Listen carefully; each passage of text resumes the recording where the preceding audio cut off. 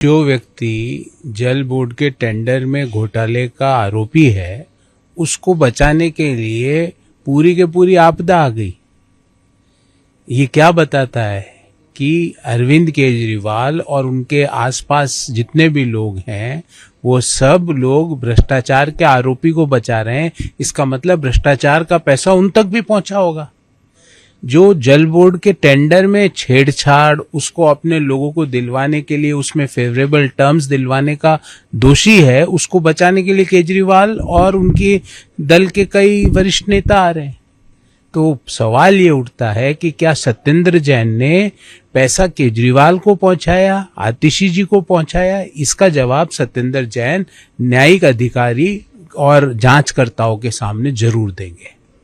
झारखंड को लेकर सवाल है सर, वहाँ आप जानते हैं कि कई तरह के छात्र विरोध हैं वो जारी हैं। इस बीच सरकार ने 44 भर्ती परीक्षाएं रद्द कर दी। जिस राज्य में 44 भर्ती परीक्षाएं गलत तरीके से हुई है, तो आप ये सोच सकते हैं कि उस राज्य की परीक्षा व्यवस्था और युवाओं के साथ क्या हो रहा होगा।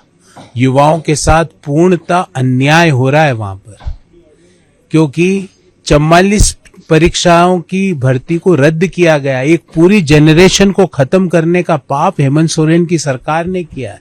पूरी जनरेशन खत्म हो गई। तो ये झारखंड सरकार का चेहरा, युवा विरोधी चेहरा देश के सामने और झारखंड के युवाओं के सामने आता है। अगर हेमंत सोरेन में 1% भी नैतिकता बची है तो इस महापाप के बाद उन्हें तुरंत अपने पद से इस्तीफा देना चाहिए। सर, कांग्रेस ने जनगणना 2027 में पूछे जा रहे अब कांग्रेस की समस्या ये है कि हर चीज में समस्या उत्पन्न करना, क्योंकि लोग उनकी बातों पे कोई सीरियसनेस देखते ही नहीं है। अब बताइए आप, जनगणना क्यों कराई जाती है? इसलिए कराई जाती है कि देश की नीतियां, आने वाले समय की जो पॉलिसीज हैं वो उसके अनुरूप बने, जो उसमें डाटा आए, जो उसमें रिजल्ट्स आए। कांग्रेस को उस डाटा और रिजल्ट्स में भी प्रॉब्लम है। मेरे को ये नहीं समझ में आता कि क्या कांग्रेस की आदत बन गई है कि सरकार कुछ भी करे उसके खिलाफ हल्ला गुल्ला करना चालू कर दो। यही कारण है कि कांग्रेस अपनी लगातार विश्वसनीयता देश के लोगों के सामने और मतदाताओं के सामने खोती जा रही है।